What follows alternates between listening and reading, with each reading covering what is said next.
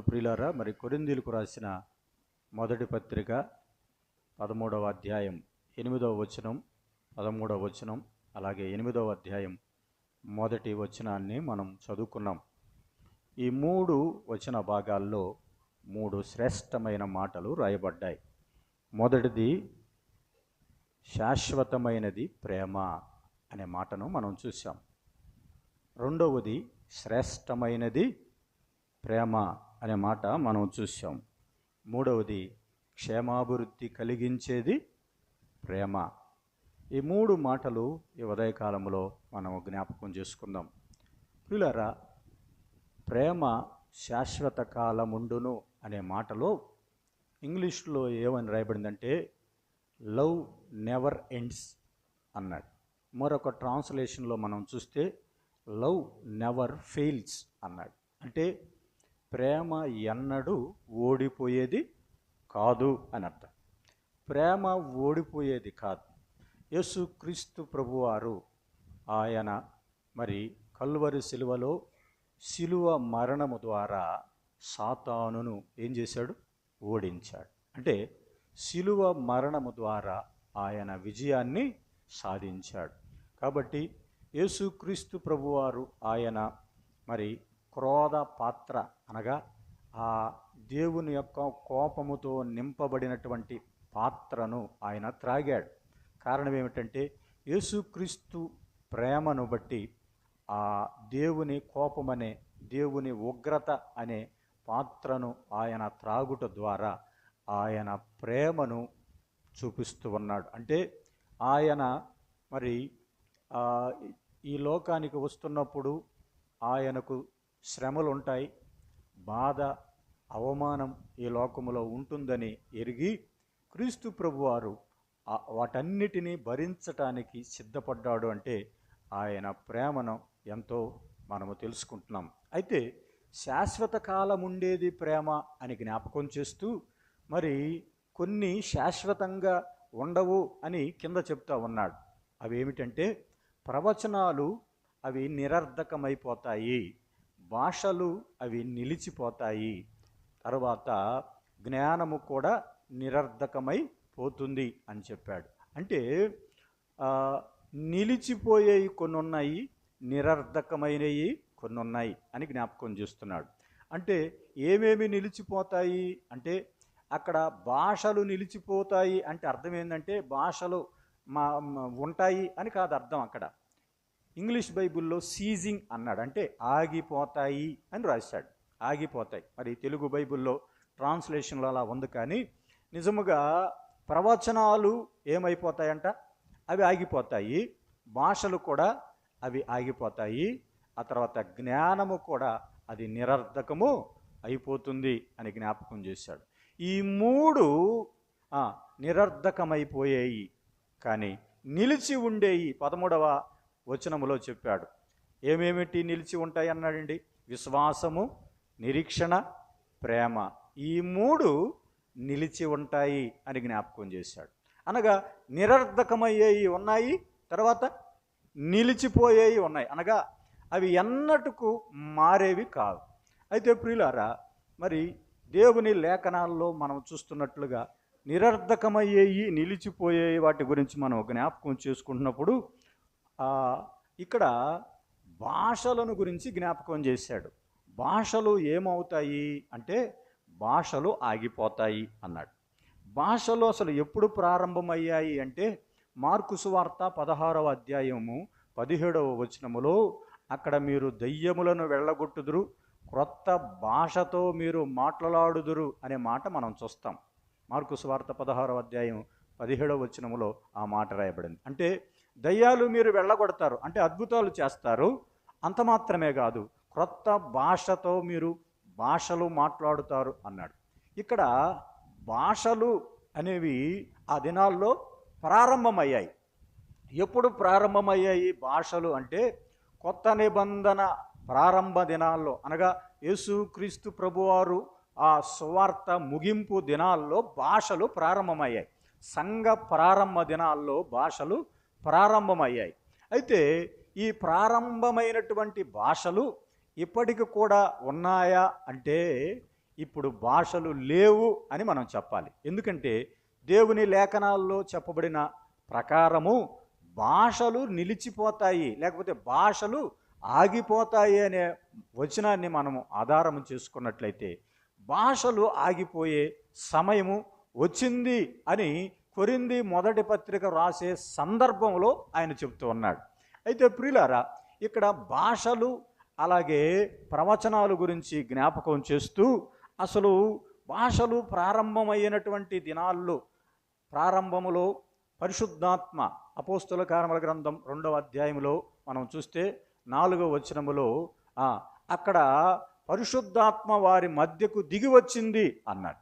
దిగి వచ్చినప్పుడు వారి మధ్య పరిశుద్ధాత్మ దిగి వచ్చినప్పుడు వారు పరిశుద్ధాత్మతో నిండుకొని అన్య భాషలలో వారు మాట్లాడుచుండిరి అనే మాట మనం చూస్తాం. అంత మాత్రమే కాదు, అపోస్తుల కార్యముల గ్రంథం 10వ అధ్యాయం 45వ వచనములో కూడా పేతురు ప్రసంగం చేస్తూ ఉన్నాడు.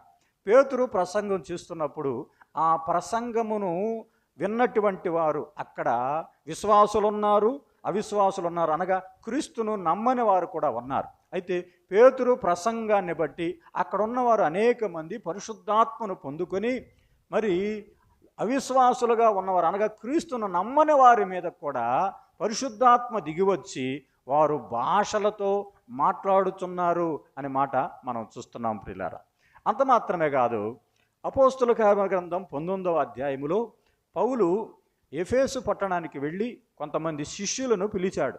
పిలిచి, మీరు బాప్తీసం పొందారు కదా? మేము బాప్తీసం పొందాం. బాప్తీసం పొందితే మీకు పరిశుద్ధాత్మ వచ్చిందా అనంటే, పరిశుద్ధాత్మ ఉన్నాడన్న సంగతే మాకు తెలియదయ్యా అన్నారు. అయితే ఎలా బాప్తీసం మీరు పొందారు అనంటే, యోహాను నామమున యోహాను బాప్తీసం మేము పొందాము అనంటే, మరి యోహాను బాప్తీసం మీరు పొందారా? అయితే యేసుక్రీస్తు ప్రభువారు గురించే యోహాను ఏం చెప్పాడు? నా వెనుక వచ్చేవాడు నాకంటే ప్రముఖుడు అని చెప్పాడు కదా. దానిని బట్టి మీరు యేసుక్రీస్తు నామములో మీరు బాప్తీసం పొందాలని పౌలు వారిని హెచ్చరించిన ప్రకారము వారు బాప్తీసం పొందారు. బాప్తీసం పొందిన తర్వాత ఆ శిష్యులు బాప్తీసం పొందిన తర్వాత మరి అపోస్తుడైన పౌలు వారి మీద చేతులుంచగా వారందరూ పరిశుద్ధాత్మతో నిండుకొని ఆ అన్య భాషలు మాట్లాడినట్లుగా మనం చూస్తున్నాం. ప్రవచనాలు ప్రవచించినట్లుగా మనం చూస్తున్నాం. అనగా ఎప్పుడైతే ఒక వ్యక్తి మీదకి పరిశుద్ధాత్మ దిగి వస్తున్నాడో అప్పుడే మరి ఆ దినాల్లో ఏం చేస్తున్నారు?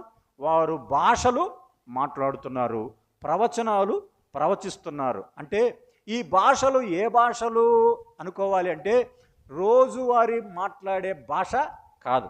ఎందుకంటే ఆ భాష ఒక భాష మాట్లాడితే ఆ భాష ఇతరులకు ఏమవుతుంది? అర్థమైద్ది. కానీ అది అర్థము కాని భాష, అది క్రొత్త భాష, అది అన్య భాష అని చెప్పబడింది. అన్య భాష అంటే ఇతర భాషల్లో వారు మాట్లాడుతున్నారు అని అర్థమవుతుంది ప్రియులారా. మరి అపోస్తుల కార్యముల గ్రంథం 2వ అధ్యాయం 8వ వచనములో వీరు గలిలయులు కారా అని అక్కడ ఉన్నవారు కొంతమంది ఉన్నారు. ఎలామయులు, పార్తీయులు, మాదీయులు, అక్కడ అనేక మంది ఐగుప్తీయులు ఉన్నారు, ఆ తర్వాత యూదులు ఉన్నారు, యూదయ జనాంగం ఉన్నారు, రకరకాల ప్రజలు అక్కడ చేరుకున్నారు. రకరకాల భాషలు మాట్లాడేవారు ఎక్కడ చేరుకున్నారు? యెరూషలేములో వారు చేరుకున్నారు. పస్కా పండుగకు చేరుకున్నారు. చేరుకొని వారందరూ గలిలయులు వారి మీదకి పరిశుద్ధాత్మ దిగి వచ్చినప్పుడు వారు మాట్లాడుతున్నటువంటి భాష వారి సొంత భాషలాగా ఉన్నది. ఇదేమిటి, చాలా వింతగా ఉంది. వీళ్ళు మన దేశం ఎప్పుడు రాలేదు, మన దేశానికి వచ్చి ఎప్పుడు నేర్చుకోలేదు, మరి నేర్చుకోకపోయినా ఏం చేస్తున్నారు? మన భాష వారు మాట్లాడుతున్నారే అని వారు ఆశ్చర్యపోయినటువంటి సందర్భాన్ని మనం చూస్తున్నాం ప్రియులారా. అయితే ప్రియులారా, ఈ భాషలు ఏమవుతాయి అని జ్ఞాపకం చేశారంటే నిలిచిపోతాయి, అనగా ఆగిపోతాయి అన్నాడు. మరి అపోస్తుల కార్యముల గ్రంథం 2వ అధ్యాయములో, అపోస్తుల కార్యముల గ్రంథం 10వ అధ్యాయములో, అపోస్తుల కార్యముల గ్రంథం 19వ అధ్యాయములో, మొదటి కొరింథీ పత్రిక 12వ అధ్యాయము, 13వ అధ్యాయం, 14వ అధ్యాయం, ఈ వీటిల్లో తప్ప ఇంకా ఎక్కడ కూడా భాషల గురించిన ప్రస్తావన బైబిల్లో వ్రాయబడలేదు. అంటే భాషలు ఆ దినాల్లో మరి క్రీస్తు శకం 58వ సంవత్సరములో కొరింథీయులకు రాసిన మొదటి పత్రిక రాయబడింది.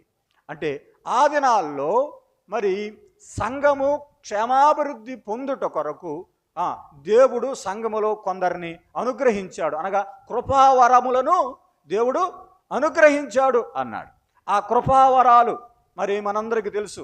ఉపదేశించేవారు, బోధించేవారు, అద్భుతాలు చేసేవారు, ఉపకారము చేసేవారు, ఆ తర్వాత భాషలు మాట్లాడేవారు, భాషలకు అర్థాలు చెప్పేవారు. రకరకాల కృపావరాలు వారికి ఇవ్వబడ్డాయి. ఆ దినాల్లో వారు ఆ కృపావరాన్ని ఉపయోగించుకొని వారు కార్యాలు జరిగిస్తూ ఉన్నారు ప్రియులారా. అయితే ఇప్పుడు మనం చదువుకున్నటువంటి ఈ లేఖన భాగములో మరి భాషలైనను నిలిచిపోతాయి, అనగా ఆగిపోతాయి, ప్రవచనాలు నిరర్ధకమవుతాయి అన్నాడు ప్రియులారా. అంటే ఇక్కడ పౌలు అపోస్తుడైన పౌలు కొరింథీ మొదటి పత్రిక 14వ అధ్యాయంలో ఎక్కువగా భాషలు ప్రవచనం ఈ రెండింటి మధ్య తేడాను చెప్పుకొచ్చాడు. అంటే ఎక్కువగా మీరు భాషను ఉపయోగిస్తారా లేకపోతే ప్రవచనాన్ని ఉపయోగిస్తారా, ఈ రెండిట్లో శ్రేష్టమైనవి ఏమిటి అంటే నేను కూడా భాషలతో మాట్లాడాను అని జ్ఞాపకం చేస్తూ మరి నేను ఎక్కువగా ప్రవచించు వరమునకే ఇదే శ్రేష్టమైనదని నేను అనుకుంటున్నాను అని జ్ఞాపకం చేస్తున్నాడు. చూడండి, ఆ భాషకు ప్రవచనానికి మధ్య తేడాను జ్ఞాపకం చేశాడు. కొరింథీయులకు రాసిన మొదటి పత్రిక 4వ అధ్యాయము 2వ వచనం నుంచి మనం చదివితే అక్కడ ఏమన్నాడు చూడండి. ఎందుకనగా భాషతో మాట్లాడువాడు అన్నాడు. ఎవరితో మాట్లాడుతున్నాడు అంటండి? భాషతో మాట్లాడేవాడు మనుషులతో కాదు, దేవునితోనే మాట్లాడుచున్నాడు. అంటే ఇప్పుడు ఒక వ్యక్తి భాషతో మాట్లాడుతున్నాడంటే మనం ఏం అర్థం చేసుకోవాలి చెప్పండి?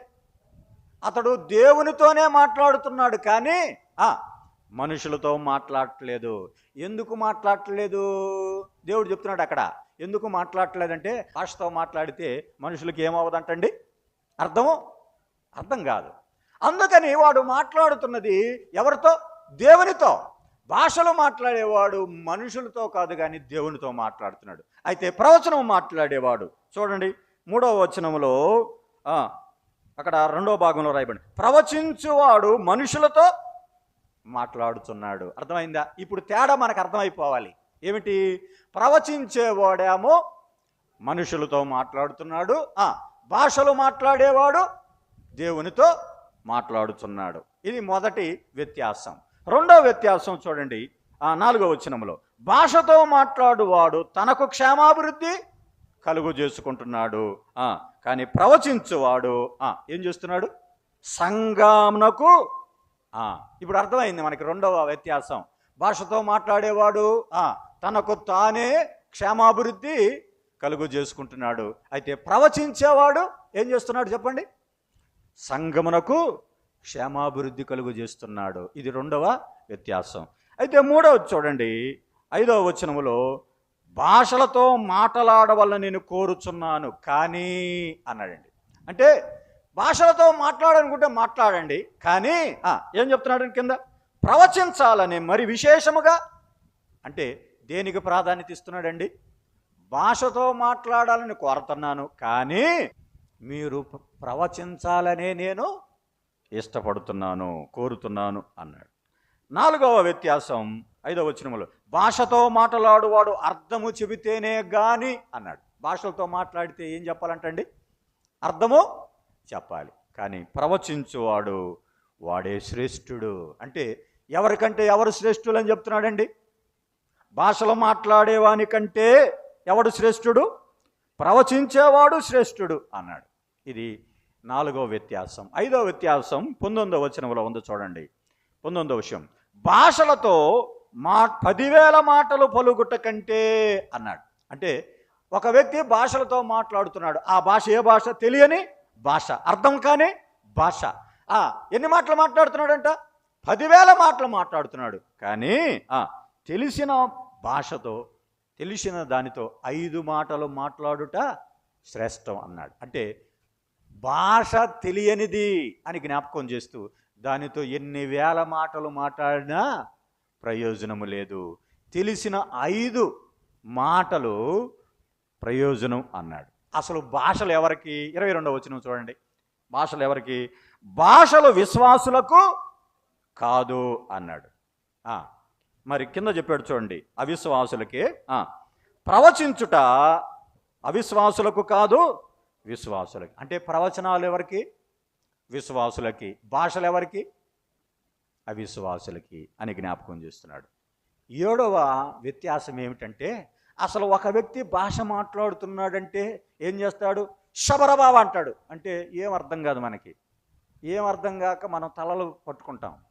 అంటే ఒక కొత్త వ్యక్తి వచ్చినప్పుడు ఏంది ఎట్ట మాట్లాడుతున్నారు అనుకుంటారంట. అదే చెప్పాడు చూడండి 23వ వచనంలో. భాషలతో మాట్లాడుతుండగా ఉపదేశము పొందనివారు, అంటే నమ్ముకోనివారు, అవిశ్వాసులు లోపలికి వచ్చారు, అంటే సంఘంలోకి వచ్చారు. వస్తే ఏమంటారంట? మీరు వెర్రి మాటలు మాట్లాడుతున్నారని అనుకుందరు కదా. ఇట్లా మాట్లాడితే ఏమనుకుంటారంట? ఏందయ్యా ఈ భాష ఏంది, ఈ భాష ఏందని వెర్రి మాటలు మాట్లాడుతారు. అంటే కొత్తగా వచ్చిన వారికి కలవరం, గలిబిలి పుడుతుంది. దేనివల్ల? భాషల వలన అన్నాడు. అయితే ప్రవచించుట ద్వారా ఏం చెప్పాడు చూడండి 24వ వచనంలో. ప్రవచించుచుండగా మధ్యలో చదివితే తాను పాపినని గ్రహించి ఏం చేస్తాడంట? ఆఖరి వచనం చూడండి. అతడు సాగిలపడి దేవునికి నమస్కారము చేయును. అర్థమైంది? అయితే ఈ 7 వ్యత్యాసాలు భాషలు, ప్రవచనాల గురించి తేటగా రాయబడ్డాయి. భాషలైనను ఆగిపోతాయి అన్నాడండి. అంటే భాషలు కొరింథీ మొదటి పత్రిక రాసింది క్రీస్తు శకం 58వ సంవత్సరం, అనగా మొదటి శతాబ్దంలో రాశారు అనుకుందాం. తర్వాత 60వ సంవత్సరంలో రోమ పత్రిక, మొదటి పేతురు పత్రిక రాశారు. 64వ సంవత్సరంలో ఎఫెసీ పత్రిక రాశారు. ఈ పత్రికలలో ఎప్పుడు కూడా పౌలు ఎక్కడ కూడా భాషలను గురించిన సందర్భం ఎక్కడ కూడా జ్ఞాపకం చేయాల. అంటే అర్థం ఏమిటంటే ఆ సమయానికే భాషలు నిలిచిపోయే సమయము ఆసన్నమైంది అని గుర్తుపెట్టుకోవాలి. అయితే ప్రియులారా, ఇక్కడ భాషల గురించి జ్ఞాపకం చేస్తూ రెండవది ఏమిటంటున్నాడు? భాషలు అవి నిలిచిపోతాయి. రెండవది ఏమిటి? ప్రవచనాలు నిరర్ధకమగును అనే మాట మనం చూస్తున్నాం ప్రియులారా. అంటే ప్రవచనం చెప్పండి, కానీ ఎలా చెప్పాలి? ప్రవచనము నిర్లక్ష్యం చేయొద్దు అన్నాడు. అంటే ప్రియులారా, ఆ దినాల్లో భాషలున్నాయి, ప్రవచనాలు కూడా ఉన్నాయి. తర్వాత కొరింథీ సంఘములో జ్ఞానమును గురించిన ఆలోచన కూడా ఉన్నది. ఈ 3 విషయాలు ఉన్నాయి కాబట్టి కొరింథీ సంఘానికి రాస్తూ ఈ 3 ఆగిపోతాయి, కానీ నిలిచిపోయే ఏమిటో తెలుసా? విశ్వాసము, నిరీక్షణ, ప్రేమ. ఈ 3 మాత్రమే నిలిచిపోతాయి, మిగతావన్నీ కూడా ఆగిపోతాయి అన్నాడు. అంటే ప్రవచనాలు కూడా ఆగిపోతాయి అన్నాడు ప్రియులారా. అంటే ప్రవచనము అనేది 3 రకాలుగా ఉంటుంది. అనగా మనుష్యుని ఆత్మ ద్వారా ఒక ప్రవచనం పలుకుతాడు, లేకపోతే దురాత్మ ద్వారా ప్రవచనం పలుకుతాడు, మూడవది పరిశుద్ధాత్మ ద్వారా ప్రవచనాలు పలికేవారు ఉన్నారు. పేతురు యేసుప్రభువును చూసి నువ్వు ఏమనుకుంటున్నావంటే ఏమన్నాడు? నీవు సజీవుడగు దేవుని కుమారుడైన క్రీస్తువు అన్నాడు.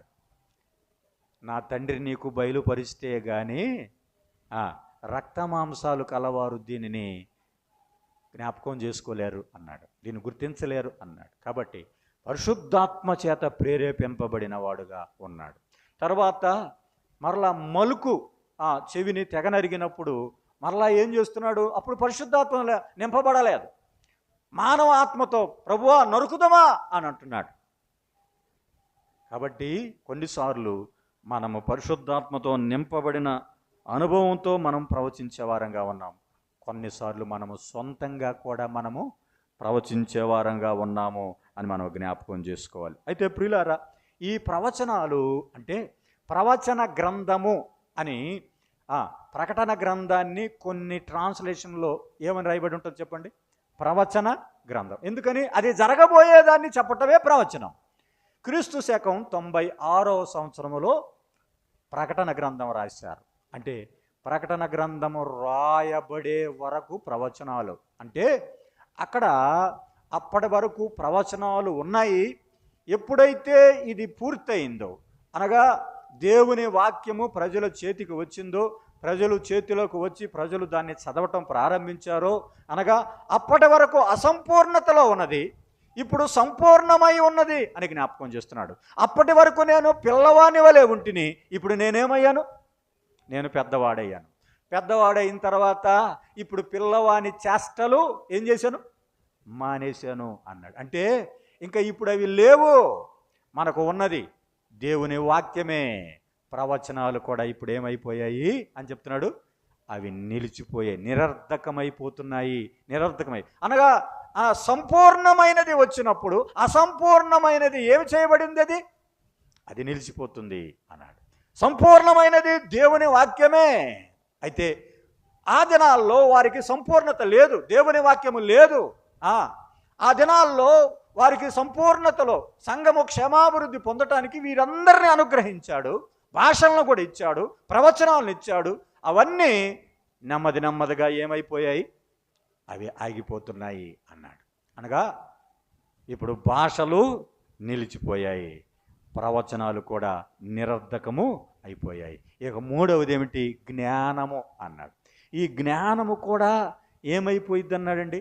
నిరర్ధకము అయింది. వారు మనుష్య జ్ఞానమును ఆధారము చేసుకొని కొరింథీ సంఘములో ప్రవర్తిస్తూ ఉన్నారు. కాబట్టి ఇప్పుడు వారు దేవుణ్ణి కలుసుకున్నప్పుడు ఆయనే సంపూర్ణమైన జ్ఞానము గలవాడు, పైనుండి వచ్చు జ్ఞానం అన్నాడు. మానవుడు జ్ఞానాన్ని సంపాదించుకున్నాడు, బాల్య దినాల్లో సంపాదించుకున్న జ్ఞానం మరలా వృద్ధుడైపోయిన తర్వాత నేను ఇప్పుడు 10వ తరగతి చదువుతానంటే కుదరదు కదా. ఎందుకని? అతడు వృద్ధుడైపోయాడు, తను సంపాదించుకున్న జ్ఞానం ఉన్నది. అయితే ప్రియులారా, ఈ జ్ఞానము రాను రాను రాను రాను అది కూడా ఏమైపోతుంది?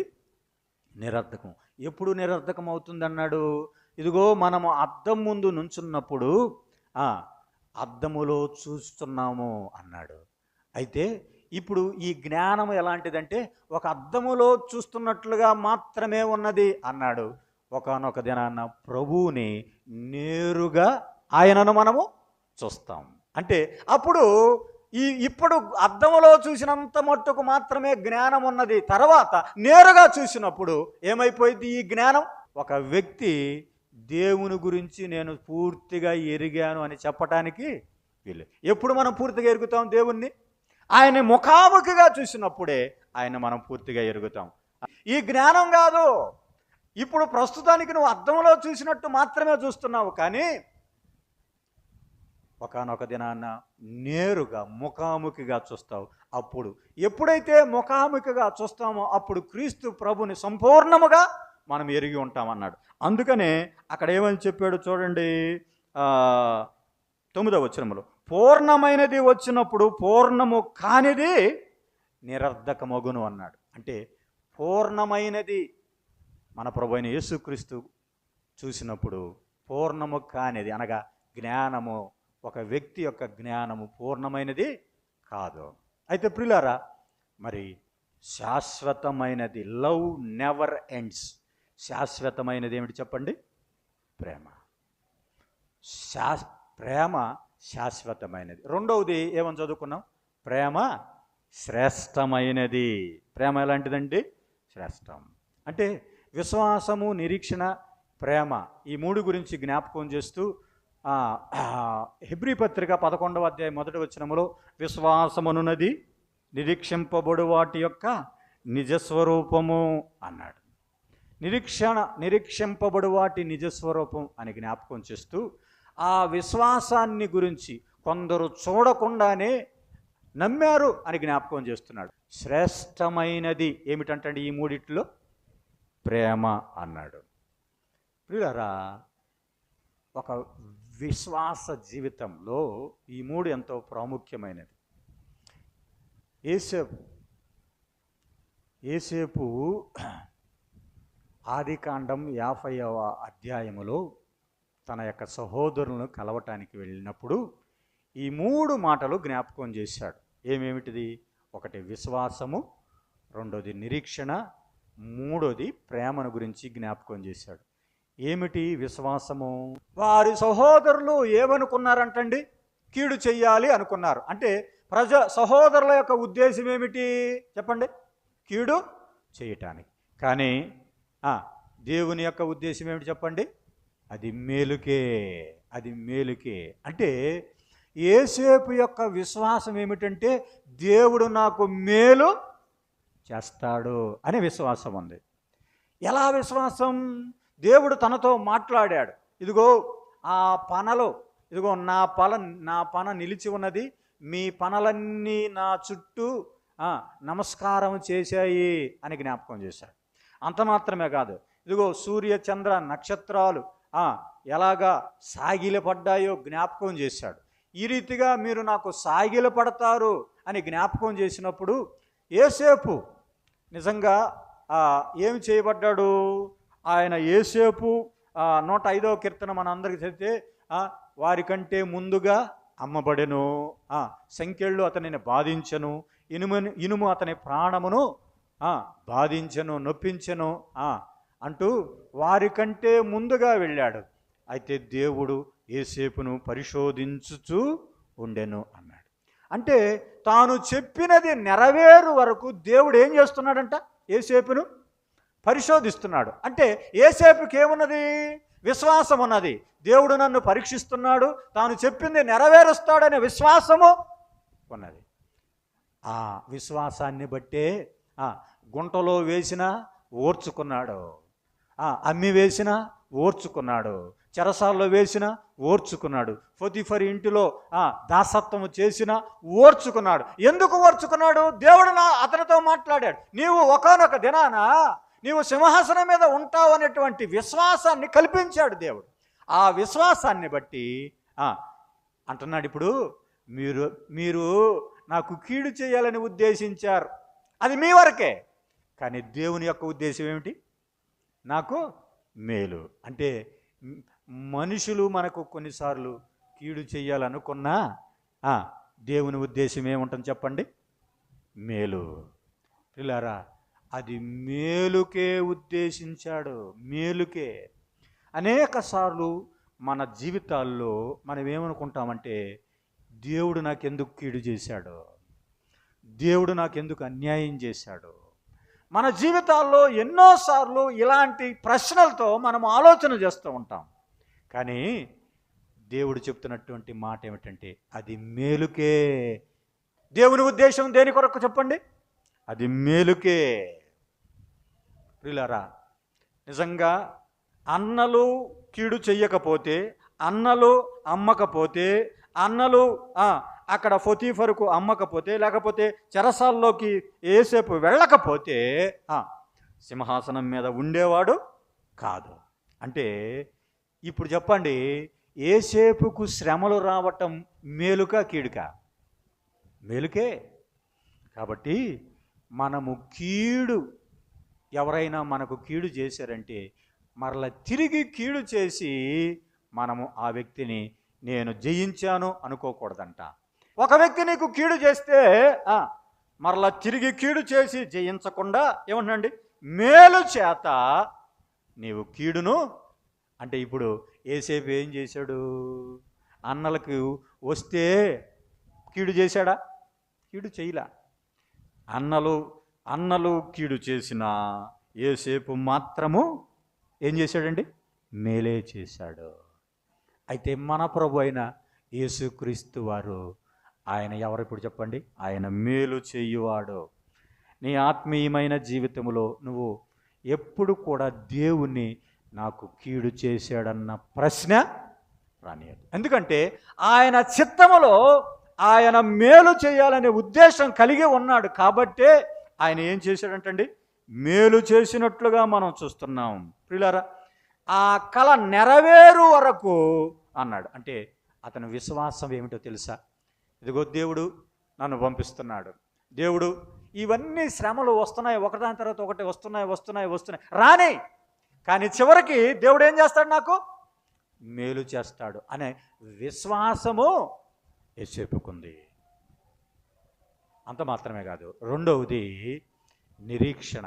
ఏమిటా నిరీక్షణ? ఏమిటంటండి నిరీక్షణ? దేవుడు తప్పనిసరిగా మిమ్మలను చూస్తాడు, చూడటానికి వస్తాడు. నేను చచ్చిపోతున్నా, ఇప్పుడు నా సమయం అయిపోయింది, నేను చనిపోయినా కూడా ఏమిటండి, తప్పనిసరిగా దేవుడు మిమ్మును దర్శిస్తాడు, మిమ్మును చూస్తాడు. అంతే. అయితే మీరు చేయాల్సింది ఏమిటి? నా ఎముకలను తీసుకొని వెళ్ళండి, కానాను దేశములో వాటిని పాతి పెట్టండి అని అన్నాడు. ఒక విశ్వాసి జీవితములో నేను నా ప్రభువుని చూస్తాను అనే నిరీక్షణ ఉండాలి ప్రియులారా. దేవుడు మిమ్మును తప్పక చూస్తాడు, కొనిపో వస్తాడు. యేసు ప్రభు ఆయన వస్తాడు అనే నిరీక్షణ మనకు ఉండాలి. అంతే. ఆయన దూత గణముతో ఆయన దిగిరాబోతున్నాడు. ఏం చేస్తాడు? నన్ను తీసుకుని వెళ్తాడు. నీకున్నదా నిరీక్షణ? నీకున్నదా నిరీక్షణ? నా ప్రభు వస్తాడు, నన్ను తీసుకుని వెళతాడు. నేను ప్రభువుని విశ్వసించాను కాబట్టి నన్ను ప్రభువు తీసుకుని వెళతాడనేటువంటి నిరీక్షణ. దేవుడు నిశ్చయముగా మిమ్మును చూడవచ్చి అనే మాట మనం చూస్తున్నాం. ఇక మూడవది యోసేపు యొక్క ప్రేమ. చూడండి 21వ వచనంలో యోసేపు యొక్క ప్రేమను మనం చూస్తాం. 50వ అధ్యాయం 21వ వచనములో యోసేపు యొక్క ప్రేమ ఏమిటి?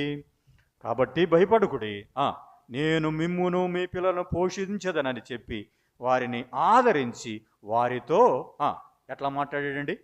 ప్రీతిగా మాట్లాడాడెను. చూసారా యోసేపు యొక్క ప్రేమ? ప్రీతిగా మాట్లాడాను.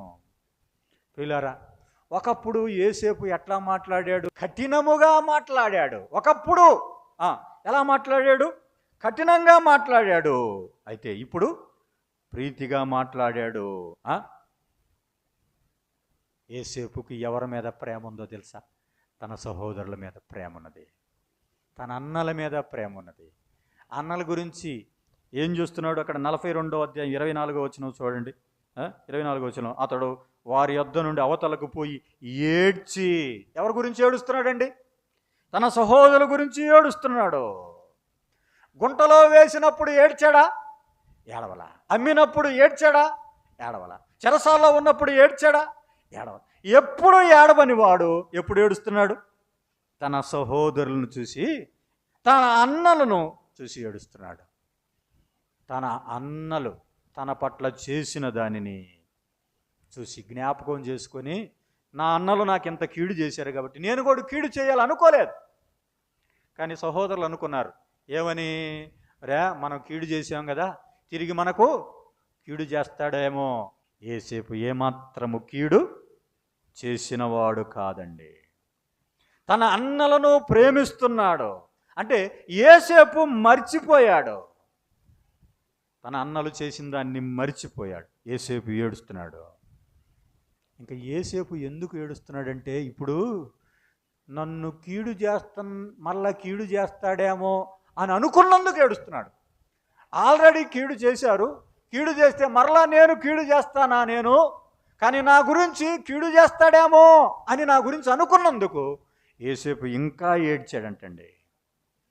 అయితే యోసేపు వారి అపరాధాన్ని క్షమించాడు, వారి దోషాన్ని క్షమించాడు, వారు చేసిన కీడును జ్ఞాపకము చేసుకోలేదు. అయితే సహోదరులు చేసిన దానిని బట్టి యోసేపు ఎన్నడూ వారి మీద కోపం పెట్టుకోలేదు. అయితే మన ప్రభు అయిన యేసుక్రీస్తు ప్రభు వారు ఏమన్నాడు తెలుసా?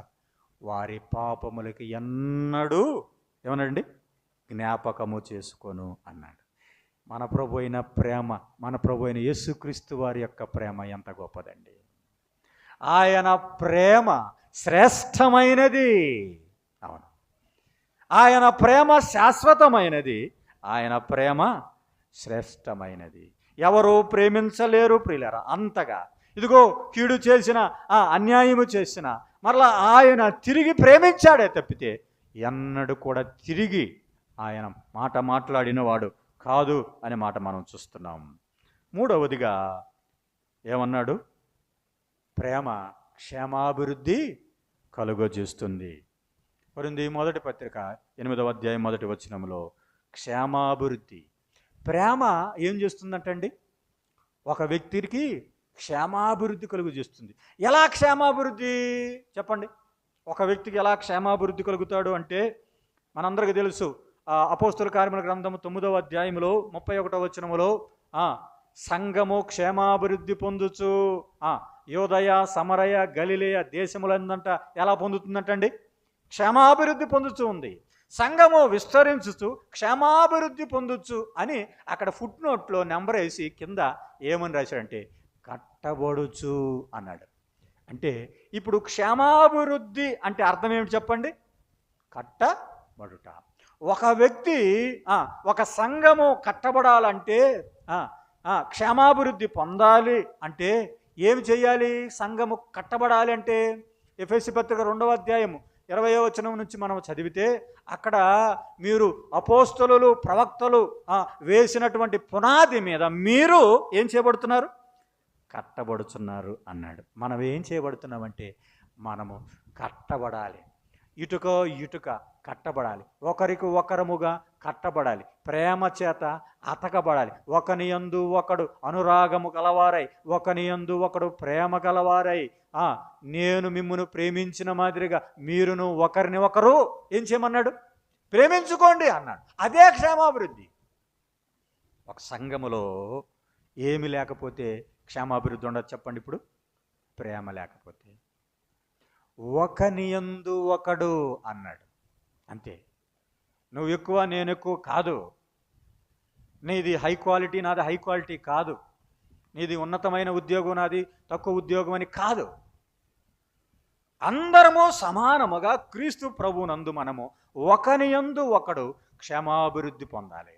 యేసు క్రీస్తు అనే పునాది మీద మనం ఏం చేయబడాలి చెప్పండి? ఇప్పుడు కట్టబడాలి. అంటే క్షేమాభివృద్ధి పొందాలి అన్నాడు. అంటే ఇక్కడ చెప్తున్నాడు ఈ పునాది ఎవడైనా ఈ పునాది అన్నాడు. అంటే వేయబడిన పునాది కాకుండా వేరొక పునాది అన్నాడు. వేరొక పునాది లేదు. క్రీస్తు అనే పునాది మీద మనం కట్టబడాలి. క్రీస్తు ఏమై ఉన్నాడు? ప్రేమయై ఉన్నాడు. ఆయనే ప్రేమ స్వరూపి. దేవుడు ఏమన్నాడండి? ప్రేమ స్వరూపి. దేవుడు ఏమని చెప్పాడు? నేను మిమ్మును ప్రేమించిన ప్రకారం మీరు ఒకరినొకడు ప్రేమించుకొనుడి అన్నాడు. ప్రియులారా, అయితే ప్రియులారా మనము ఒకరినొకడు ప్రేమింతము అన్నాడు. మొదటి యోహాను పత్రిక 3వ అధ్యాయం ఏమన్నాడండి? ఒకరొకరు ఏం చేయాలన్నాడు? ఎప్పుడు? హెబ్రీ పత్రికలో ఆ దినము సమీపించిన కొలది అన్నాడు. ఏమన్నాడు? ఒకని ఒకడు హెచ్చరించుట యందును ఒకనికొకడు ప్రేమించుట ప్రేమ చూపుట యందును అన్నాడు. ఒకరికొకరము మనం ఏం చూపించుకోవాలి? ప్రభు సమీపిస్తుంటుండగా, ప్రభు దినము సమీపిస్తుంటుండగా మనము ప్రేమ చూపించుకోవాలి. అదే క్షేమాభివృద్ధి. దేంట్లో? ప్రేమలో. అనగా ప్రేమ మనల్ని ఏం చేస్తుందంటే సంఘమునకు క్షేమాభివృద్ధి. సంఘము కట్టబడాలంటే ప్రేమ ముఖ్యమైనది. అందుకే చెప్పాడు ఇవన్నీ కాదు, విశ్వాసం కాదు, నిరీక్షణ కాదు, శ్రేష్టమైనది ఏమిటి? ప్రేమయే. అది లేకపోతే నువ్వు ఎన్ని ఉన్నా, ప్రవచనాలు చెప్పినా, గణగణలాడే మాటలు మాట్లాడినా, ఏమి చెప్పినా ప్రేమ లేని వాడినైతే నేను వ్యర్థుణ్ణే. కాబట్టి మనం ప్రేమ కలిగి అన్నాడు. ఎట్లాగా? యోహాను సువార్త 13వ అధ్యాయంలో నేను మిమ్మును ప్రేమించినట్లు. ఈ మాట మనం ఆలోచన చేస్తే యేసుక్రీస్తు ప్రభు మనల్ని ప్రేమించినట్లుగా మీరును ఒకరినొకరు ప్రేమించు. యేసుక్రీస్తు ఎలా ప్రేమించాడు? 13వ అధ్యాయంలో లోకములో ఉన్న తన వారిని ఏమన్నాడు? ఆయన ప్రేమించాడు. ఎప్పటి వరకు?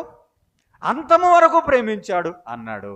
అంత మాత్రం. ఆ మాట అన్నాడో లేదో వెంటనే ఏం చేశాడు? నడుముకు తువాలు కట్టుకున్నాడు. యోహాను సువార్త 13వ అధ్యాయం తువాలు కట్టుకొని ఏం చేస్తున్నాడు? శిష్యుల పాదాలు కడుగుతున్నాడు. ఆయన ప్రేమను చూపిస్తున్నాడు. పాదాలకున్న ధూళిని ఏం చేస్తున్నాడు? కడిగేస్తున్నాడు.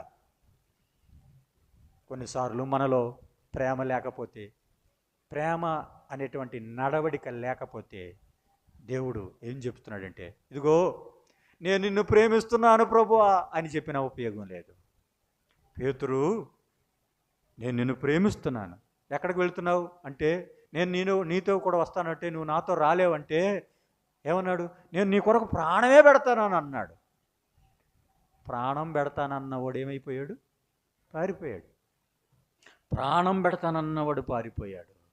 కానీ యేసుక్రీస్తు ప్రభువారు కల్వరి శిలువలో మనందరి కొరకు ప్రాణం పెట్టారు.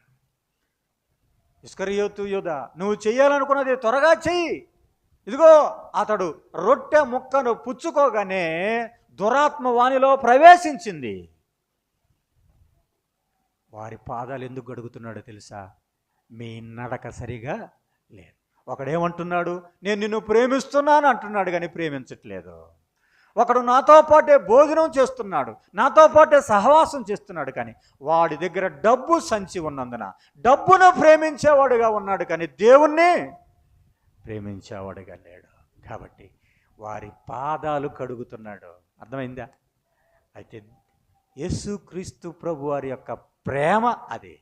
నేను మిమ్మును ప్రేమించినట్లుగా ఇప్పుడు ఏమన్నాండి, మీరును ఒకరినొకరు ప్రేమించుకోండి అన్నాడు. ప్రియులారా, తన కుమారుని పంపుడు ద్వారా తన ప్రేమను చూపుతున్నాడు.